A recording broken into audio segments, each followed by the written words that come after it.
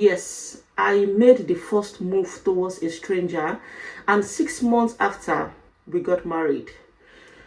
Was I desperate? Never.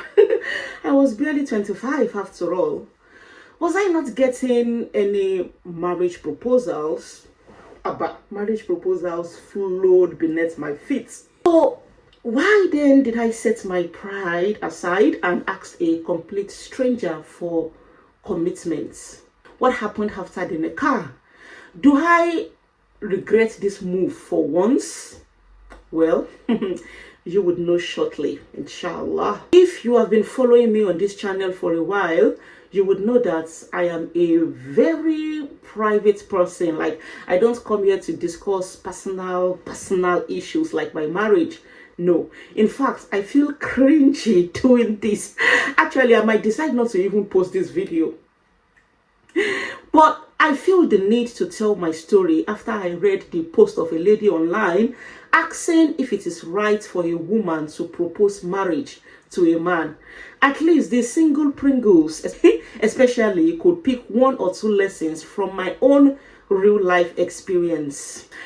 By the way, how did you see my niqab? Is it good on me? Oh yeah, say, may this be permanent in your life, not on and off.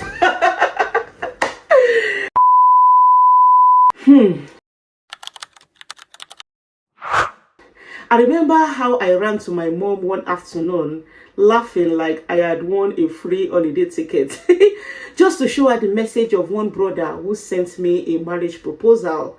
I was like, he proposed though. And as soon as I showed her the message, she just smiled like a jealous best friend. I was like, what happened? Aren't you happy for me, mama? You and dad have been reminding me that I am almost 25 and asking when I would get married. You know, I started gisting her how it all started. He was one of my Quran teachers back in the day in the university, and it has been years since I had seen him. And out of the blue, he called me one day, and I was already done with the uni and youth service as at then. In fact, I was already living in Lagos. We were far apart, and just like that, our conversation picked up. At first, it was a casual catching up, light-hearted banter laced with memories of university days. All of a sudden, we turned everything into marriage discussion. My mom was like, Ondo people are stubborn though, and you, Saida, you are stubborn too. Who would act the goats and the sheep in that marriage? I said, there you go again, oh yeah, Saida. At first, you say Ibadan people are cunning. Ilorinka, Mesujamba. Now, Ondo people are stubborn again. It's like you will see me for long in this your house. So, yes, in your husband's house. I told her that Islam is the most important thing and not tribe. I said I can marry from anywhere as long as he is a Muslim. Trust Yoruba mothers. She turned to a prayer warrior. Well,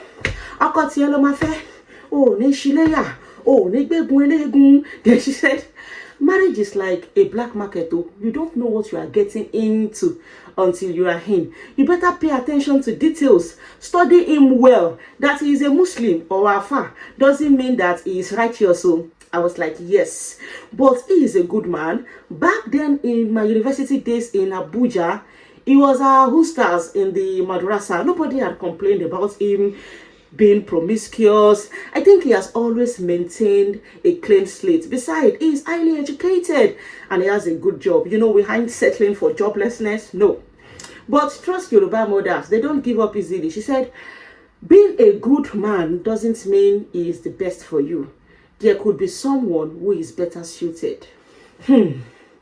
That hits me. Well, I knew I had to intensify my prayers.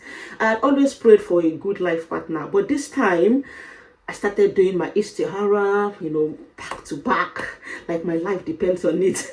And that was when the crack began to show. So we started arguing over the most trivial things. A 1-minute phone call, it couldn't pass without gbas-gbos. 2 days without drama, oh, impossible. In fact, up till now, the kind of trailer that passed between us, I cannot explain. But one thing I know is that I wanted a Salafi approach to Islam rooted firmly in the Quran and Sunnah upon the understanding of the Sahabas. But this brother is an Asalatu man to the core. We met at NASFAT anyways, he preferred ceremonial Islam, if that is correct. I love jilbab, and even though I don't wear niqab, I always respect and admire sisters who takes that leap of faith. It is not easy, as I am like this. I'm struggling at times. I breathe hard and the fear of even going out with it, wallahi. May Allah double the reward of our sisters in the West who can confidently go out with their niqab. So on the phone, I would always tell this brother all these things about my admiration for women who dress this certain way. And the brother was not having it. He calls it extremism and some kind of indoctrination. He will tell me to be moderate, this, that. I realized that it would not help my Islam, Joe.